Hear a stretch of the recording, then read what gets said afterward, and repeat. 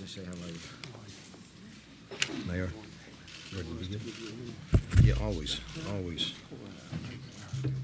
You got it down pat. You know this routine. There you go. You're good. Because you do this everywhere you go. There you go. Thank you so much. You ready to begin? Much better.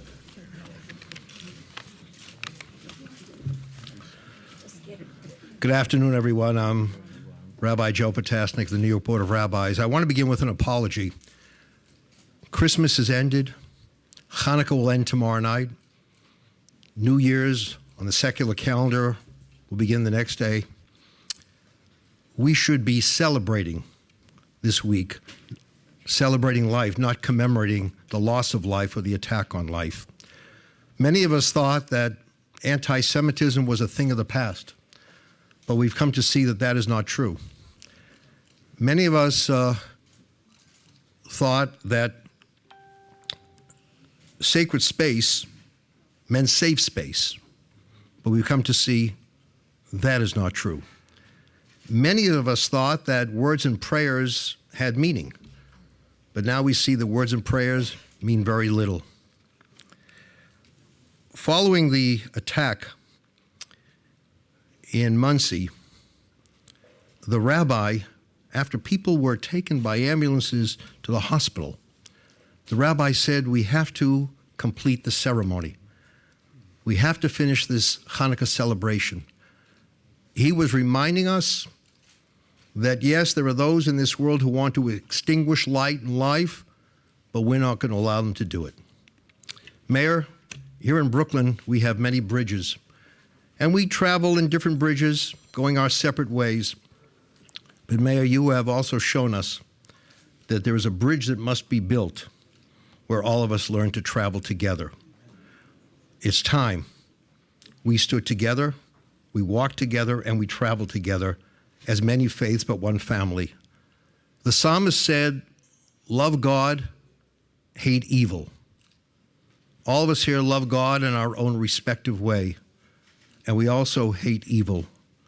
It's time, with our love, to fight that evil together. I give you the mayor of the city of New York, and mayor, interestingly, in Hebrew, mayor means one who gives light.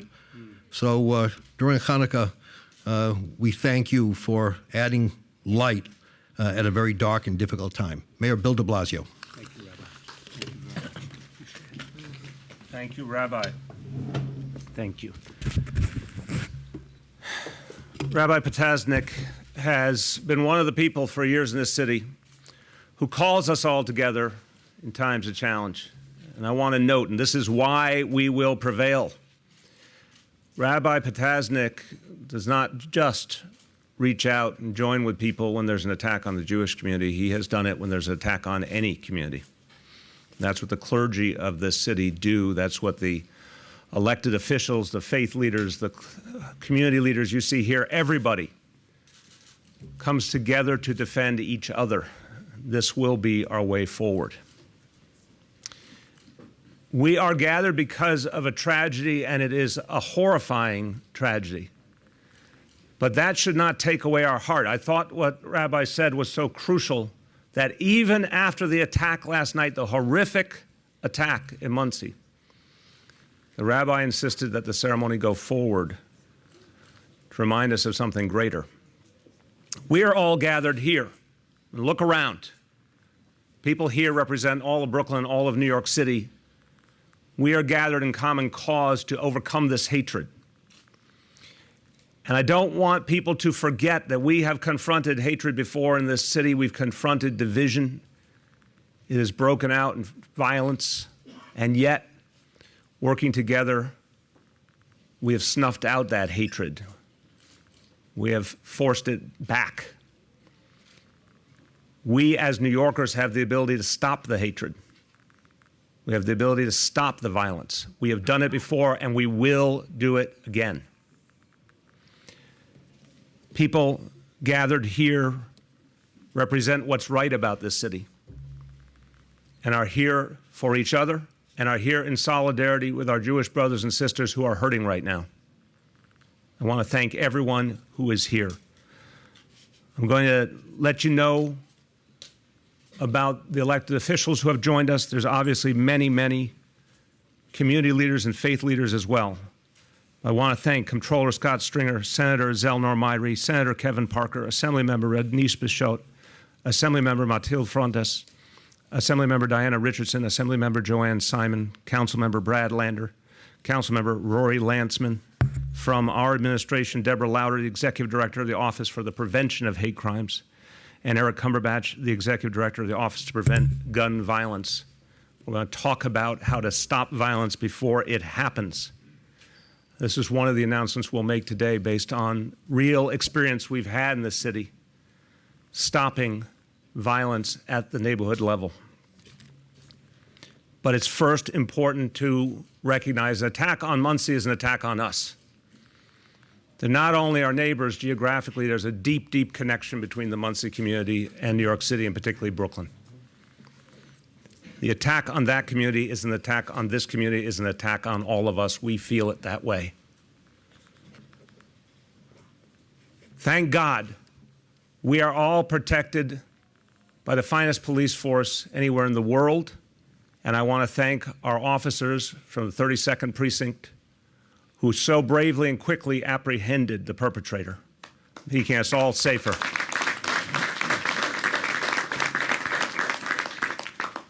But even with the best police force in the world, so many people are feeling fear right now.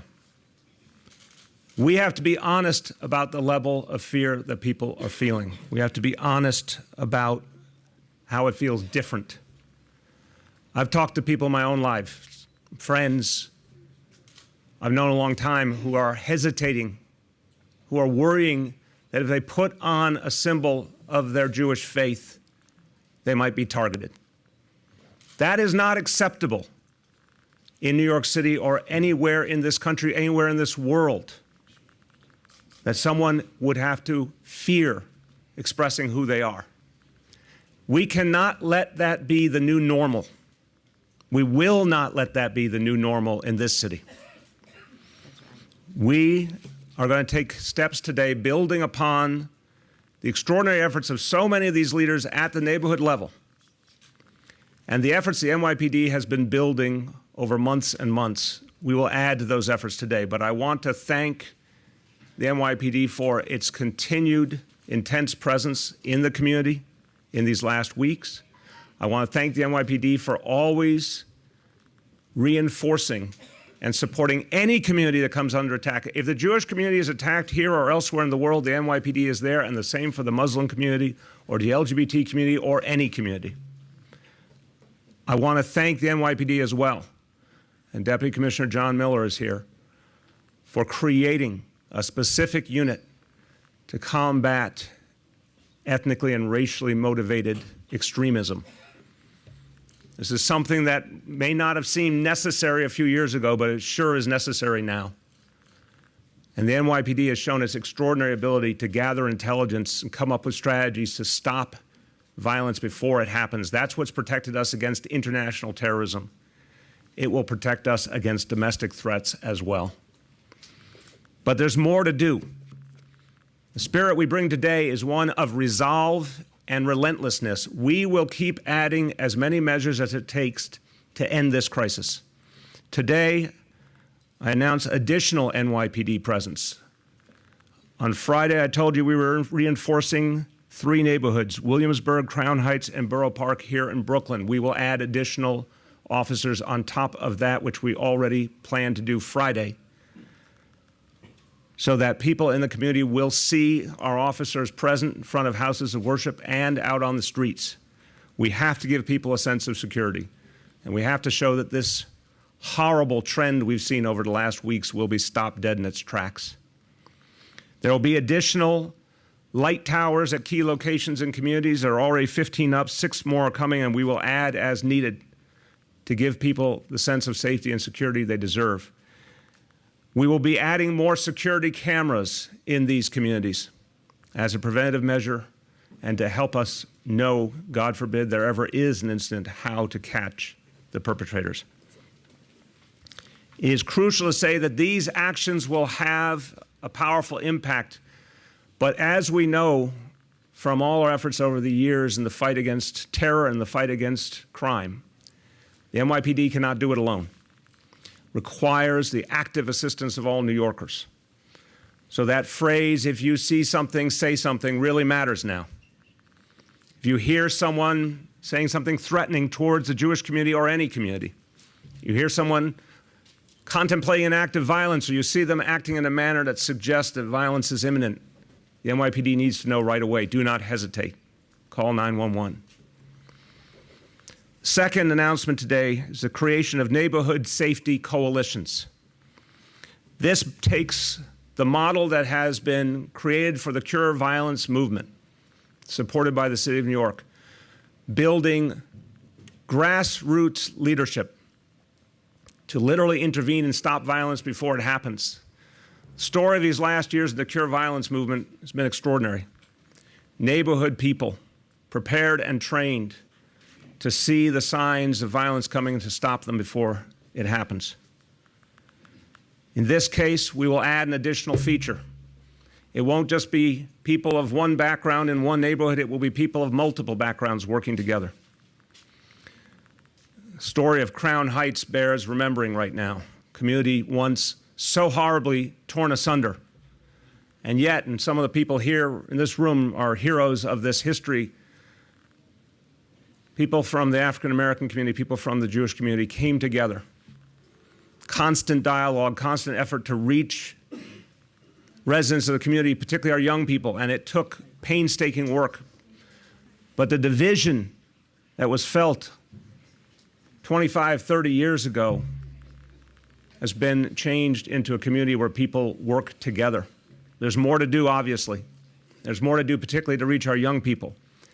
But we know through the evidence of years and years of progress in Crown Heights, and we know from the Cure Violence initiatives all over the city, that a grassroots model works. So you'll see clergy and community leaders and activists of different communities out in the streets, working together, talking to young people, engaging, being present where there's a problem, showing that that presence is one of mutual respect, and that there is one form of intolerance that we all agree with, intolerance towards violence. And these community efforts, there'll be more than just a standard community patrol. Starting next month, you will see people of different communities working together at key corners on key streets, showing a united front and engaging anytime there is a threat of violence. You'll see these efforts in Williamsburg and Borough Park, and we will build upon the efforts that already exist in Crown Heights and expand them. The third point I want to make, we have to reach our young people more effectively. This is the crux of so much of what we're seeing right now. Young people who somehow have come to assume that bias is acceptable. We will not let that happen in New York City. Young people don't even understand the meaning of their actions, don't understand that hatred only breeds more hatred, that hatred directed at one community will soon come back to hurt you and your own community. This is the lesson of history. We think back to the horrors of the 1930s and 1940s. We're reminded that when hatred takes a violent form, it then moves from one community to the next to the next. And so many can be lost as that horrible momentum builds. Our young people have to understand this history, but we have to teach it to them. We will be adding immediately in these communities in Brooklyn additional curriculum in our schools starting next month to focus on stopping hate, to focus on building mutual respect, to help young people understand what hate crimes really mean and the dangers they pose to all of us. I'll close with this before turning to Commissioner Shea and some of my colleagues. Hate crimes, the word doesn't even begin to capture the full reality. It is not just a physical attack. Hate crimes constitute an attack on our society, on our democracy, on our values. The point Rabbi made, some are trying to extinguish a light that we have all worked so hard to build in this city, a light of understanding and mutual respect and peaceful coexistence. We will not let them do that. Any hate crime tries to take us backwards. We will not go backwards. We will never go back to the past that we suffered through. We have learned from those mistakes of the past how to do better. It's just for us to see clearly what's happening and act aggressively and act now. A little bit later this evening, an extraordinary event will happen in Grand Army Plaza, the lighting of the largest menorah in the world, and it takes on added meaning tonight. The menorah symbolizes the positive, the light, the hope. Everyone tonight should remember that hope and act to build it. For all those in the Jewish community who are feeling pain and feeling fear right now, when you light that candle tonight, know that we stand with you, that you should not have to live in fear, and we will not allow it. Every one of us has to light those candles. And tonight in Grand Army Plaza, we will stand together in solidarity with the Jewish community. We will show New York City, we will show the world who we are.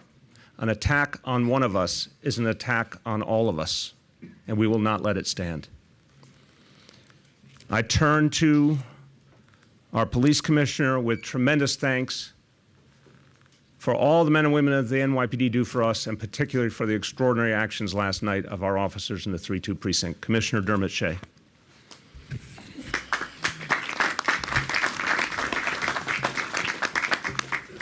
Thank you, Mr. Mayor. First and foremost, good afternoon, everyone.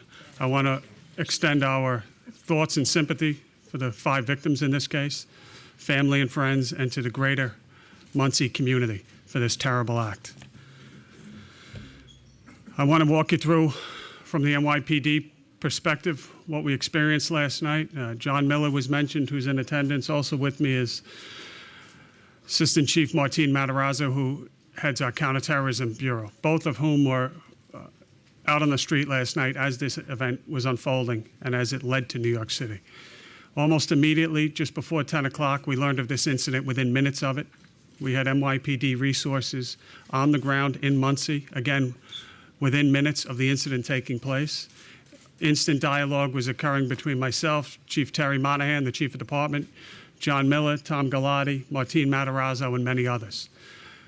Not yet knowing how it was going to touch New York City as it did. About an hour after the incident took place, as it was reported earlier today, based on a license plate that fled the scene, a license plate hit was recorded that the car entered New York City. Shortly thereafter, within probably 20 to 30 minutes, 2 young officers from the 32nd Precinct, not long after turning out for a night's tour of duty in Harlem, encountered that vehicle. Officer Razawan, Officer Madera, both of the 32nd Precinct. I would like to say personally to them, as a New Yorker, thank you.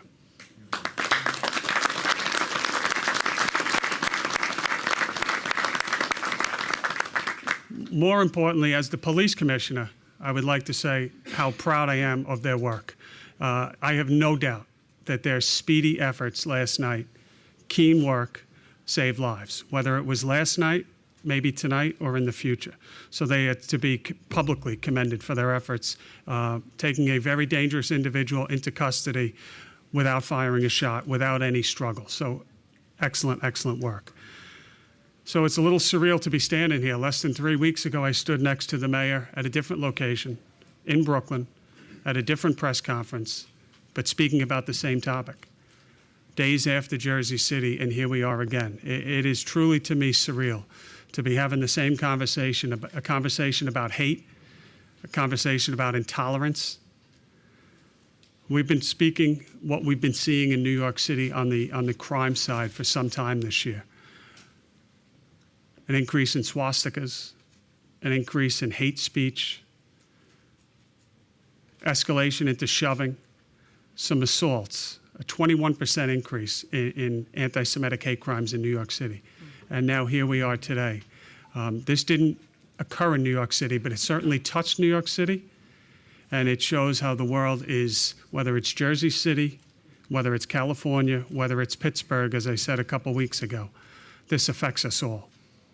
I can tell you that beginning in Jersey City, we have had increased deployment at all houses of worship throughout New York City, specifically in areas of Jewish faith.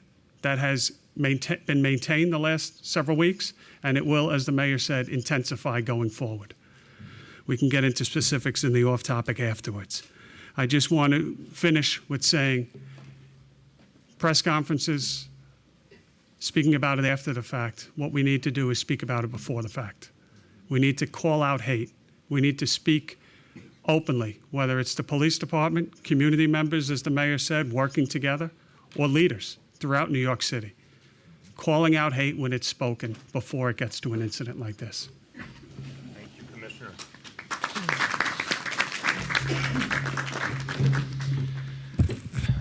Our Attorney General is here, and obviously a leader in law enforcement, but she, for years, represented the Crown Heights community and understands the extraordinary work that's been done to bring people together previously. She was one of the leaders of that effort and can testify that we have it in us to do better and to overcome this hatred. Attorney General Tish James. Thank you so much. I've been in an elected office for a very long time, and I've consistently stood with the Jewish community in times like this because I recognize and understand the pain of hate as an African-American woman. And today, we stand shoulder to shoulder with the Jewish community. And there's no break between our community and the Jewish community at this point. And so as they celebrate Hanukkah and as they light the menorah, I think it's critically important that everyone understand that the lights will not be extinguished tonight and that we'll continue to celebrate the Festival of Lights. And that we all recognize that Hanukkah means a dedication of all of us together, black, white, Jewish, Christian, Muslim, it really doesn't matter, that all of us are together to stand with the Jewish community. I thank the mayor, I thank the police commissioner as we protect them, but all of us have a responsibility to protect the Jewish community, particularly given the increase in the number of hate crimes across the state of New York. We must hold them in our hands and surround them and protect them. And so it's really critically important that all of us understand that what is happening is really a symbol of hate and also of discrimination. And so whether or not it be individuals who are ignorant about the Jewish struggle, about the Jewish experience, or individuals who discriminate against Jews because of housing, it's really critically important that we all stand together and let individuals know that in the state of New York that hate will not be tolerated, and that any individual who is responsible for these crimes should be prosecuted to the fullest extent of the law. And that we must educate young people about the evils of hate and how hate has affected all of our communities. But the special bond that African Americans have with the Jewish community and the history of that special bond must be taught. And so all of us stand together, no space between us. This message is clear, that love will overcome hate and we will light the menorah tonight and the lights will continue to shine and lead us forward in the state of New York.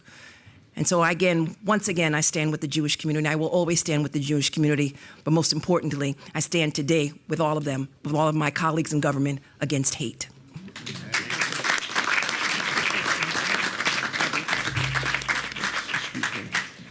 I want to bring up some more of our elected officials. Struggling there, okay. Each of whom can speak from the heart about what we're confronting, and each of whom is contributing to this effort to overcome this crisis. First, Comptroller Scott Stringer. Thank you. Mr. Mayor, thank you for bringing us all together, and the police commissioner and all the elected officials and community leaders. I just want to say a couple things. For the last week, I have been confronted with anti-Semitism for the first time directly as a father. Every night lighting the Hanukkah candles with my two little kids, and they're suddenly asking the questions that you really don't want to talk about, is why are the Jewish people under attack? And that is a real conversation. And that conversation came to a head today when I said to them that I would not be there to light the candle that I was going to go do something that I thought was very important, which was to stand with New Yorkers and say that this hatred would never be tolerated. Mayor, you brought us all together, and I'm glad you did, because the people who are out there, the haters, the anti-Semites, the people who are racist, the people who want to see our city divided based on race and religion, well, we have a message tonight. We're not playing anymore. We're united. Just look in the back of me. Look who's here today. Muslims, African Americans, leaders from so many different religions and cultures who have made it very clear that they not only stand with the Jewish community, but we also stand together. We are never going to let the haters divide this city. Now, this is not going to be easy work.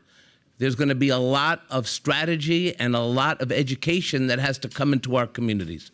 But let's make it clear tonight, as we light that last candle for the year in Grand Army Plaza, that we light it as one city, as one people. And that is why it is so important for us to stand up and make it very clear that we as a city will make sure that the people who do this hatred will absolutely be apprehended, and there will be zero tolerance for hatred against any people in this city. Tonight, it's the Jews, but tomorrow, it's somewhere else. And I say this on behalf of my 8-year-old and 6-year-old. As a father, I want them to live in a world where they're learning about King and Gandhi and their own religion, and not learning about people who could come in one day and destroy their families. Thank you very much.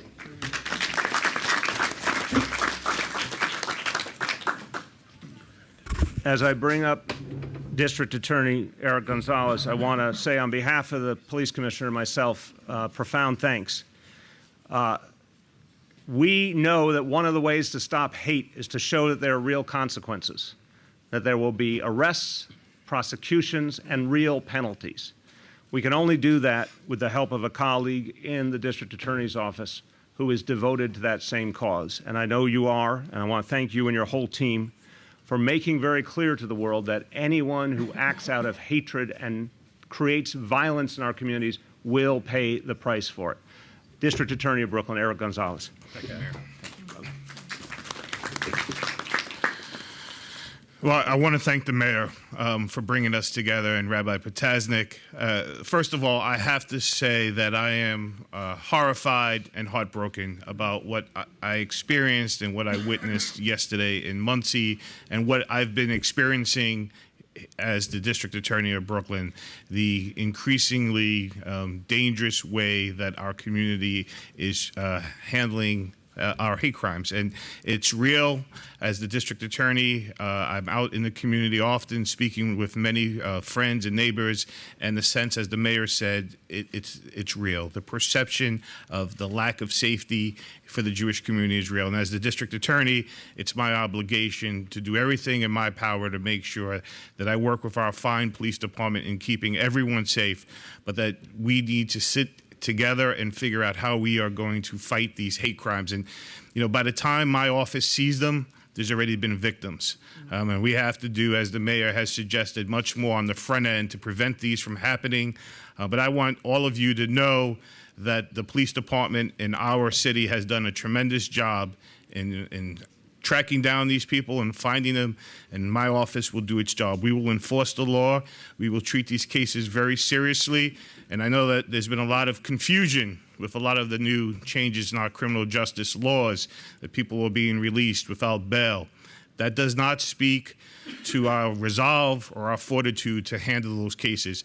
The changes in the law have happened. We will respect the law and we will march forward, but we will also hold these people accountable. My office has been tracking these cases very carefully. Earlier this year, I created a hate crimes unit in order to start to deal with these cases by putting very seasoned and experienced prosecutors on these cases. And I want to assure all my neighbors and all my friends that this district attorney will do everything in his power to make sure that our streets are safe for all New Yorkers, but especially for our Jewish community in this time of need. I want to wish everyone a happy Hanukkah and understand that as we light those Hanukkah candles, that the light that we're sending, that we're shining down on this city, is that we will stand together as a community, that together we will get past this issue. We will stomp out hate in this thing. There's no place for hate in Brooklyn or in our city, and this getting together today is an example of our resolve. Thank you, Mayor. Thank you.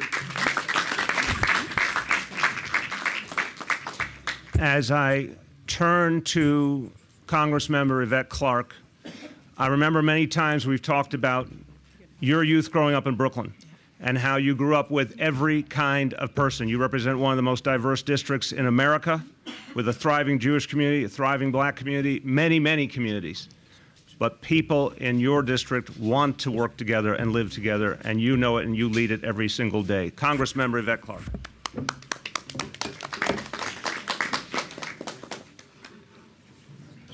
Let me start by thanking our mayor for his leadership. Let me also commend all of my colleagues and all of the public servants who've assembled so rapidly. To all of the clergy here present and the beloved community, good afternoon. I'm Congresswoman Yvette D. Clarke, and I proudly represent New York's 9th Congressional District of New York. It is with a heavy heart that I stand before you today. The violence that has targeted our Hasidic Jewish community has alarmed us all. We must denounce this vicious, violent manifestation of hatred, and we as a community must stand up. We need to extend our hands to one another in this moment of crisis, because yet again, we have witnessed anti-Semitic hatred and violence tear at the very fabric of our community and Jewish communities across this nation. I've witnessed the rise of anti-Semitism and hate crimes and violence in communities across this nation, and quite frankly, around the globe. We all have. This is devastating and disturbing, and we must act now to disrupt any further thoughts of attacks on our neighbors. There is no place for hate, for anti-Semitism, or for white nationalism in the place that we call home. No one, not our Jewish friends, neighbors, community leaders, not our elected officials, should have to live in fear for their communities. We all deserve to feel safe in our homes, in our schools, our businesses, and in our places of worship. During this season of miracles, where we celebrate the light overcoming the darkness, it is crucial that we come together as neighbors in the light, and particularly in these dark days. We must not be indifferent to hatred. We must not tolerate violence against our neighbors.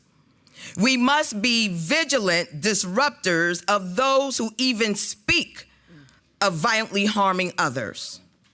We must not allow the clouds of hatred and despair to form around us. It is imperative that we take action to protect our Jewish friends and neighbors from the evils of anti-Semitism. So I am proud to stand with Mayor de Blasio as he launches his crime prevention and safety efforts to prevent hate crimes and anti-Semitic attacks in our city. The time for action for all of us is now, and I stand ready, willing, and able. Thank you. Finally, a very, very important voice in this city, but also in this nation, for understanding and mutual respect, Congressman Hakeem Jeffries.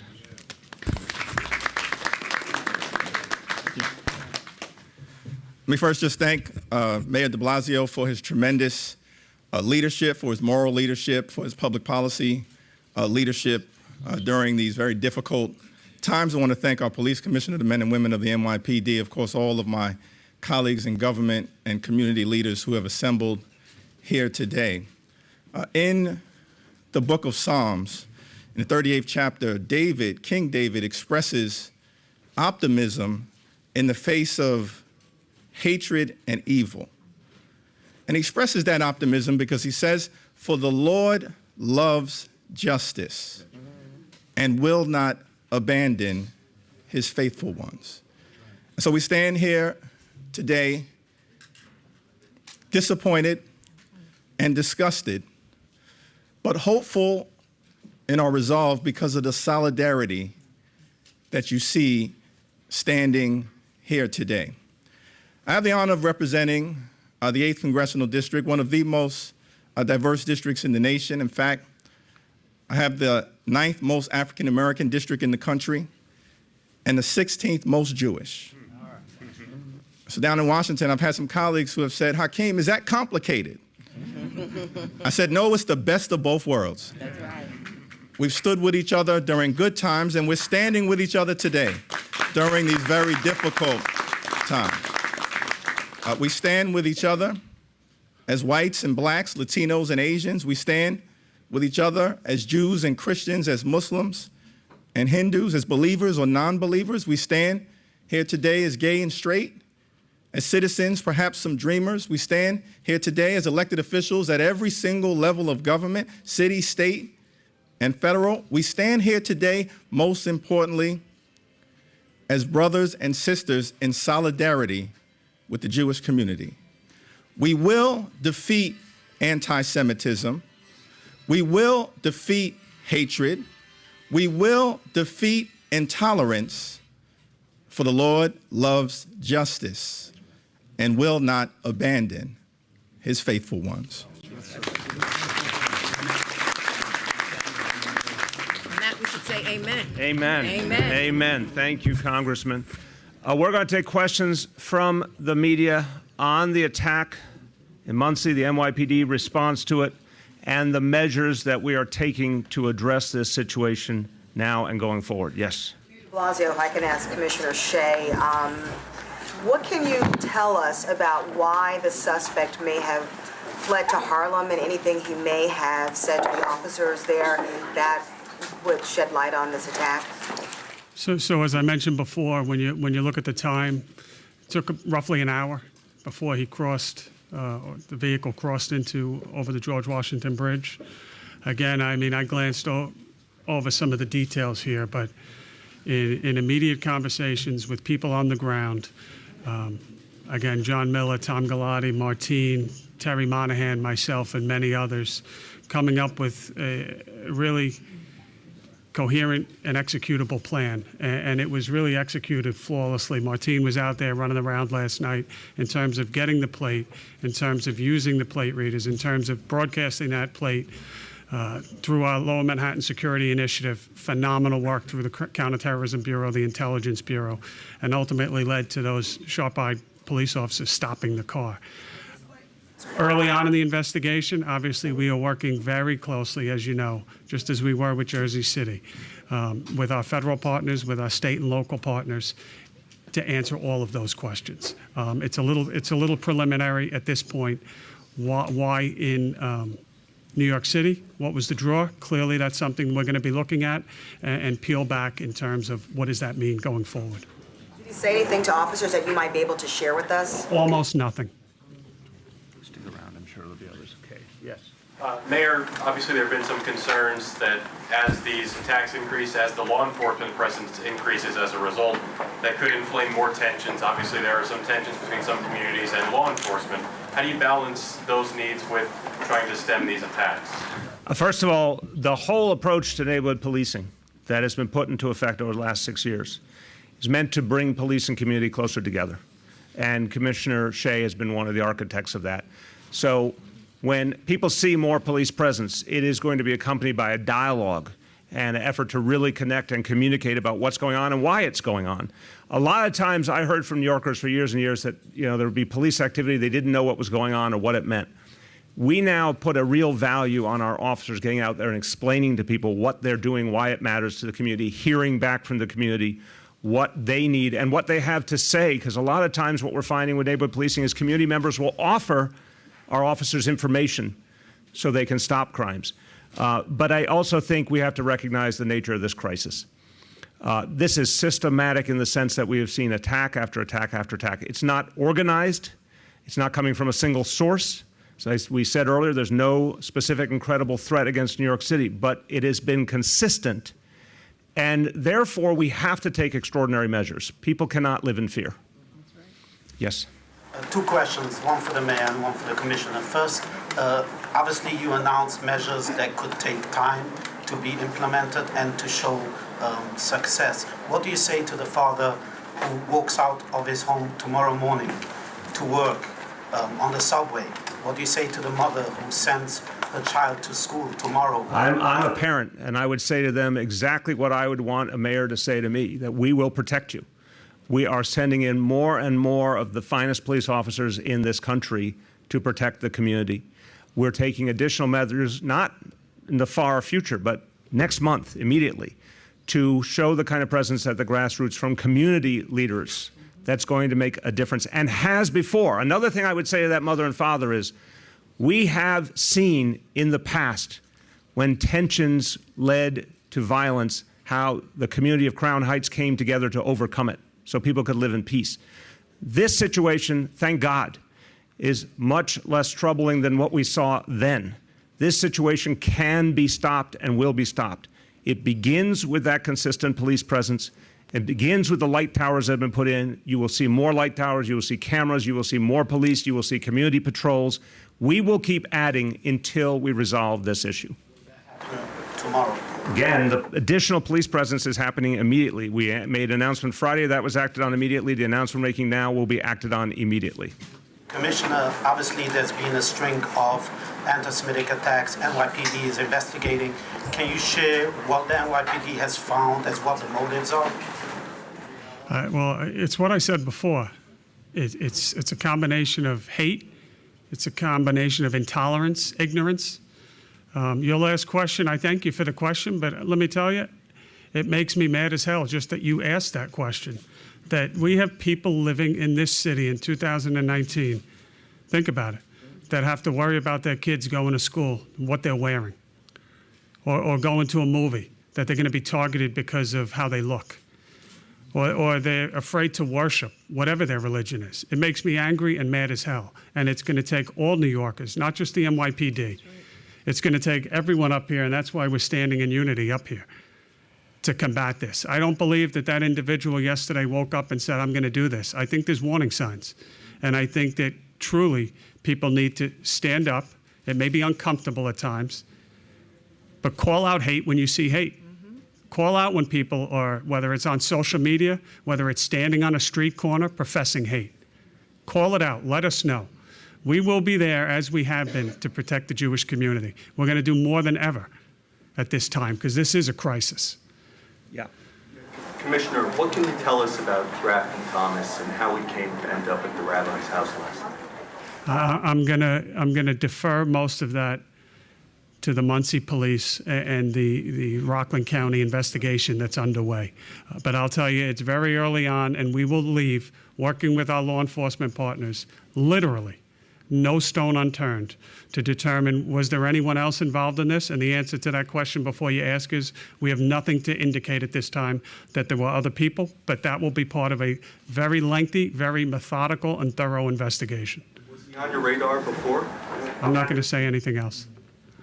Anyone over here? Yes. Yeah, two questions. Do you think that the New York National Guard needs to be deployed to protect the Jewish community?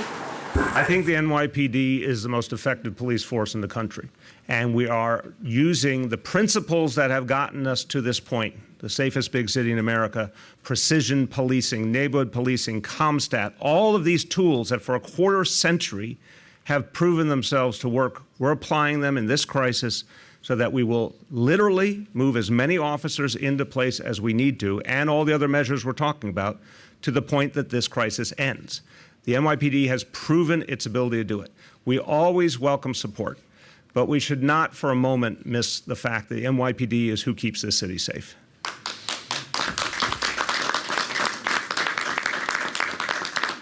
Can you tell us what the Office for the Prevention of Hate Crimes has been engaged in since it opened in the fall? The whole idea of that office is to figure out the long-term solutions. This problem obviously was growing for years. It has to be attacked on a systematic level. The office was started with the mission of going out to communities to ask community members, community leaders, experts in stopping hate, clergy, what they think are the building blocks to change. And we know then those strategies will take time. There's a big difference between what we're announcing here, which are all immediate measures, versus the painstaking work that has to be done to try and reverse this trend for the long term. That second part is what that office does. Anybody over here? Yes. This goes, I think, from the same call from state and city lawmakers to Attorney General James. Do you support their call, say, to appoint a special prosecutor to prosecute anti-Semitic violence? So the Office of Attorney General is well equipped to investigate and to work with NYPD and state police to investigate hate crimes, and we will continue to do that. Let me also say that as a part of our investigation into social media, we are also looking into whether or not they can do something to address this hate that unfortunately is on the media outlets all over the internet. Yeah, and I want to emphasize this point. As we talk about the long-term solutions, we have to come to grips with the reality of social media. There is no mistaking the fact that this tendency towards hate and acting on hate has grown in the last 3 years, but it's also grown with the advent of social media. And we need some new standards and norms in this society for how to deal with this. I've said it before, the social media companies try to stand apart and act like they have no culpability. That's just not true. They have to be part of the solution too. And one of the things our Office to Prevent Hate Crimes will work on is how to move those companies, or shame them if we need to, into no longer being vessels for hate speech. Anyone else? Yes. Mayor, you talked about there being an educational component as part of your response to this. Can you just tell us a little bit more about what schools and what students and who's going to be teaching this? Yeah, we will get you the exact locations, but let me give you the framework so I understand it. What we're seeing, these horrible attacks that have happened outside our borders, don't for a moment obscure the fact that there have been problems in specific neighborhoods in New York City. And we are not missing the fact that it is specific neighborhoods. When I talk about Williamsburg, Crown Heights, Borough Park, that's been where a disproportionate number of these attacks have been concentrated. We're going to look in every part of the city to keep people safe. But in terms of the work we have to do to stop anti-Semitism, to teach young people why anti-Semitism is both morally wrong and dangerous to everyone, to teach that history. One of the things that we've heard more and more in these last weeks is reports from educators and community members who say there are young people doing something absolutely horrible, scrawling a swastika on the wall of a Jewish community center without even knowing what a swastika is, acting out of a blind anger. We have to address that. So the schools will be the ones in the communities where the problems are happening to reach those young people starting in January, immediately when school comes back, and really emphasize this message that what they're doing, what some of them are doing, obviously, has horrible and painful and long-term consequences. That's where we're going to focus our efforts. Yes? If I could ask Rabbi Potasnik, what are you telling your congregants right now as to how to deal with this, either how to stem it, or if, God forbid, the attack should come right to a personal level, how to deal with that situation? I'm proud to say that here in New York, every congregation that I know has a very strong relationship with NYPD. Every congregation I know, and I think this applies also to, the non-Jewish faith community. Every congregation has a plan, a security plan, and God forbid there's an attack. So we have great faith in God, but we have great faith in NYPD, and together that gives us strength during this very, very troubling time. Do you foresee any conflict prosecuting anti-Semitic attacks or hate crimes with the bail reform that's going to take place on the 1st? I know last week... I think you're talking about two separate things. The bail reform is when someone is arrested, whether they're going to stay in jail pending the outcome. It really has no effect on the ultimate outcome of the case. Yeah, and thank you, Commissioner, for that clarification, because I think there's a lot of misunderstanding. I just want to amplify. What has happened for decades and decades? Someone's arrested for a crime. If the judge chooses to post bail, and that person can make bail, they're out on the street, and for a very, very high percentage of people, that's exactly what they did.